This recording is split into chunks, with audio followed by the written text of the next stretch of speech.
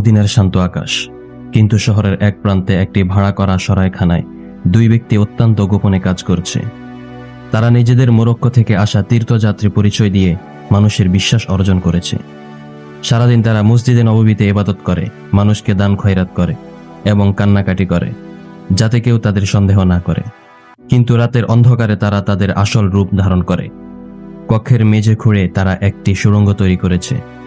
খুঁড়তে খুঁড়তে তারা যে মাটি পায় তা কৌশলে তাদের চামড়ার বেগে ভরে মরুভূমির দূরে ফেলে দিয়ে আসে। তাদের লক্ষ্য ছিল রওজা মুবারকের দেওয়াল পর্যন্ত পৌঁছানো। দামেস্কের রাজপ্রাসাদে ন্যায়পরায়ণ সুলতান নূর উদ্দিন মাহমুদ জঙ্গি গভীর ঘুমে আচ্ছন্ন। হঠাৎ তিনি স্বপ্নে দেখলেন এক জ্যোতির্ময় উপস্থিতি। স্বয়ং রাসূল সাল্লাল্লাহু আলাইহি ওয়াসাল্লাম দুইজন নীল চোখের মানুষের দিকে ইশারা করে বলছেন, হে মাহমুদ, এই দুইজন লোক থেকে আমাকে রক্ষা করো। সুলতান চিৎকার করে জেগে উঠলেন, পুরো শরীর ঘামে ভিজে গেছে।